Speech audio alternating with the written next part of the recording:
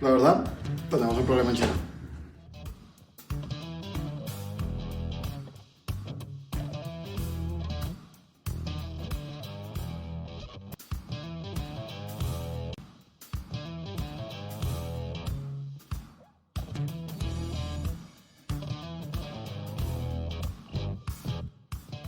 Hola, representantes de Estados Unidos, Nancy Pelosi decidió viajar ayer a Taiwán, a pesar de las advertencias del gobierno chino de no hacerlo, advertencias que han sido bastante serias y bastante duras, en donde se han utilizado términos incluso como la aniquilación humana. Esto quiere decir que el gobierno chino está tomando muy en serio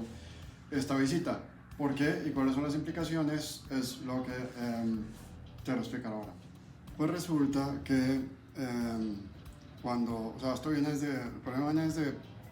bastante atrás, pues bastante atrás con China es relativo, ¿no? Pero digamos que desde hace por ahí unos 70 años, ya casi, cuando Mao Zedong se toma el poder por la fuerza en China, implanta su régimen. Quien estaba en ese momento en el poder era un señor llamado Chiang Kai-shek, que él se alcanza a volar antes de que Mao se tome el poder y llega a la isla de Taiwán, que en esos momentos pertenecía a la China continental. Pero pues viendo la situación, el señor lo que hace es que decide proclamar la independencia de Taiwán y tratarlo de como un país aparte. Al principio, y sobre todo durante la Guerra Fría, hubo una andanada de países que aprovecharon esta situación para reconocer a Taiwán como un estado soberano, un estado diferente, como es de amplio conocimiento, para que un estado pues, pueda existir en el sistema internacional tiene que ser reconocido por otros países. Taiwán alcanzó a ser reconocido por una cantidad de países, pero digamos China ha sido tremendamente exitoso en la gestión diplomática para hacer que digamos ese reconocimiento se haya echado para atrás. Entonces, en el caso particular de Estados Unidos reconoció a Taiwán como un país independiente hasta 1979. China, desde que Taiwán, digamos, hace esta independencia, medio se separa, China siempre ha insistido que Taiwán es parte de su territorio, es un país que le pertenece y no es ningún país independiente. Y esa es una postura que el gobierno chino ha sostenido independientemente de los gobernantes que han venido desde esa época. Entonces, digamos que como parte de esa inserción de China en el sistema internacional y esa estrategia diplomática que los chinos han venido siguiendo a lo largo de todos estos años, se ha logrado hacer que muchos de los países que reconocían a Taiwán como un estado dejaran de reconocerlo, pero entonces eso generó una situación bastante delicada porque parte, digamos, de ese no reconocimiento, de ese desreconocimiento de Taiwán, pasaba también por, digamos, el compromiso de que China pues los dejara en paz. O sea, de cierta manera como que había un acuerdo muy débil ahí, en el sentido de que para manejar un poco el equilibrio, pues China no atacaba a Taiwán, no invadía a Taiwán, no lo anexaba, y los demás países entonces no reconocían a Taiwán como, los demás países no reconocían a Taiwán como un estado independiente. De cierta manera ahí se manejaba como una especie de diplomacia paralela, un poco, porque pues obviamente al no ser reconocido como un estado por otros países, pues entre otros países no pueden tener delegaciones ahí, no pueden tener embajadas, no pueden tener consulados, no hay relación directa entre un país y el otro. Y entonces eso pues ha llevado a que se crearan como ciertas agencias paralelas. Entonces había ciertos institutos dentro de Taiwán que de cierta manera funcionaban como oficinas consulares y diplomáticas paralelas entre Taiwán y Occidente, pero a nivel oficial lo que el Occidente ha reconocido es la política de un solo Estado, es decir, que Taiwán y China sean un solo Estado y no dos. Digamos que la visita de Pelosi tiene una implicación importante porque es una visita que está haciendo un funcionario público de Estados Unidos en su calidad de funcionario público, en su calidad de presidente de una de las cámaras legislativas estadounidense, directamente a Taiwán, sin pasar o sin contar con la aprobación, sin pasándose por la faja al gobierno central chino. Entonces, en la práctica, esa declaración de reconocer un solo Estado, de cierta manera los chinos la están interpretando como si fuera solo mentira. Y a nivel de relaciones internacionales, y lo mismo pasa a nivel militar, es más grave aún, es más complicado. No se sabe, ninguno de los países tiene realmente forma de saber exactamente todo lo que está pasando en el otro, todo lo que están discutiendo en el otro. Luego, la única manera, o la manera oficial, como los países se relacionan por medio de esto, de declaraciones públicas, y de que los otros países crean en esas declaraciones públicas. Por eso cuando Estados Unidos salió a decir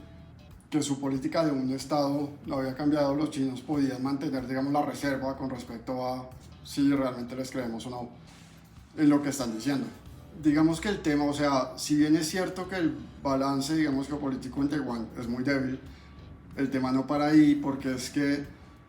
obviamente para Occidente y sobre todo para las potencias occidentales, pues que ya no reconocen a Taiwán como Estado. De hecho, la única potencia occidental que aún, o el único país occidental, pues cuando me refiero a occidental me refiero a Estados Unidos y Europa, aunque la mayoría de América Latina también, son muy pocos los países de América Latina que aún reconocen a Taiwán como Estado. El único país de Europa, pues contando Estados Unidos y Canadá, que aún reconoce a Taiwán como Estado es el Vaticano. De resto, todos los demás no lo tienen reconocido. Digamos que este débil balance geopolítico que se mantiene en Taiwán, a las potencias occidentales les conviene porque las potencias occidentales pueden tener, digamos, una presencia muy cerca a China ahí, y además es una posición estratégica no solo con respecto a las Coreas hacia el norte, sino también con respecto al Mar del Sur hacia el sur, es decir, toda esa frontera es un polvorín geopolítico que en cualquier momento, y pues si se toma una decisión diplomática errada, podría estallar. Entonces por eso es que la visita de Pelosi a Taiwán es tan delicada. Ahora, ¿cuál es el problema de que China esté disparando y haciendo ejercicios militares en la frontera y en el estrecho en los momentos en los que Pelosi está ahí? Para entender la delicadeza de este tema hay que entender una cosa, y es que en temas militares no es posible mantener un contacto o una comunicación entre las dos partes. Las relaciones se manejan básicamente con base a interpretaciones que cada una de las partes haga de lo que hacen las otras. Entonces, si alguna de las dos partes llega a interpretar que algunos de los disparos o algunos de los ejercicios o algo de lo que esté haciendo la otra parte es un acto de guerra, pues va a responder militarmente, y eso es lo que armaría, pues ya desataría o desencadenaría todo el problema a un nivel muchísimo mayor.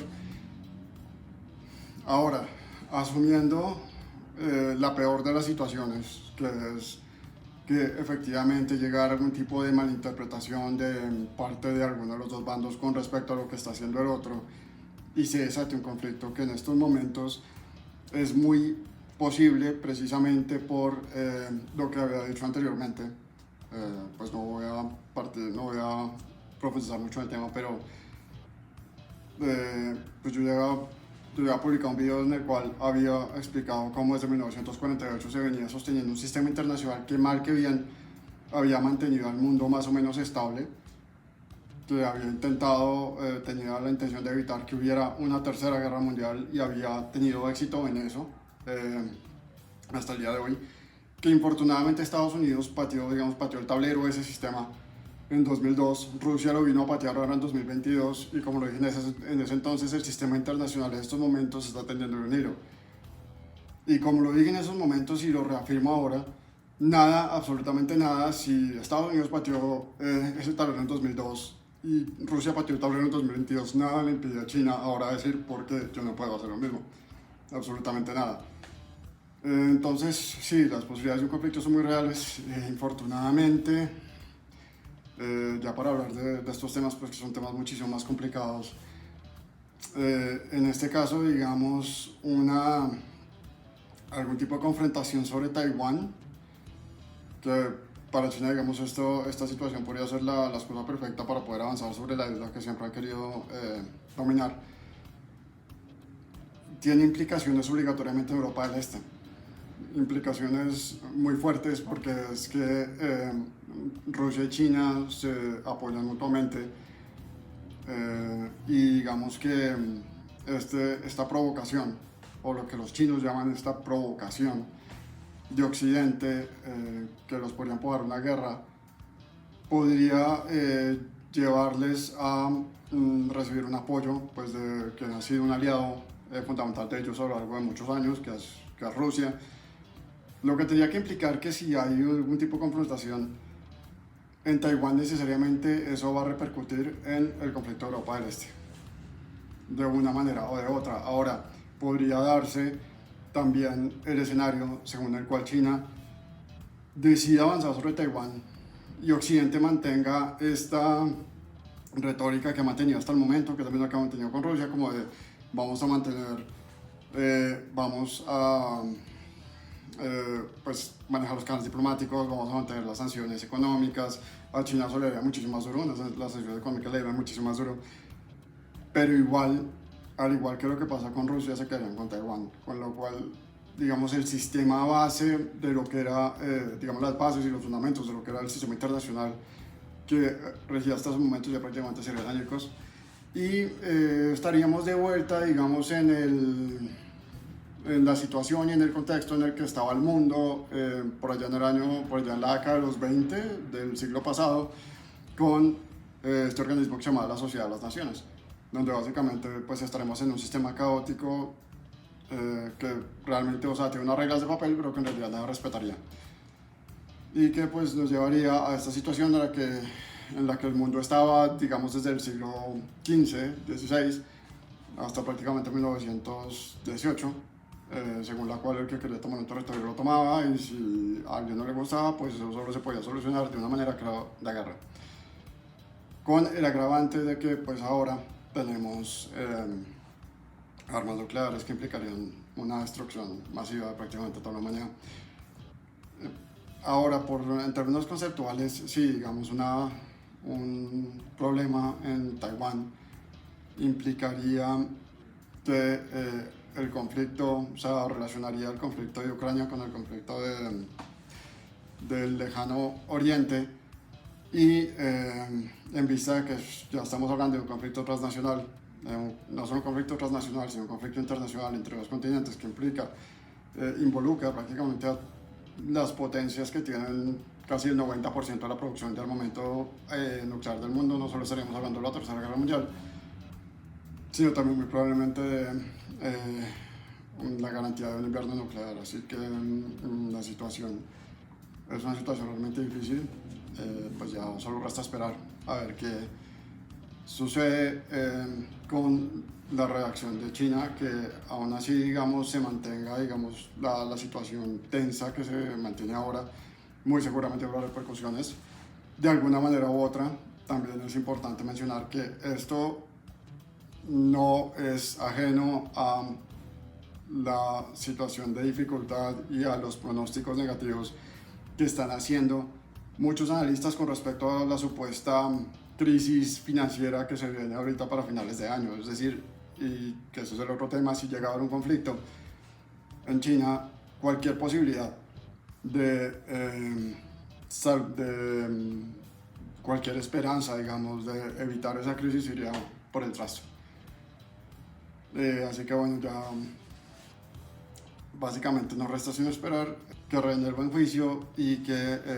se pueda seguir manteniendo, digamos, el débil equilibrio internacional que se mantiene en Taiwán.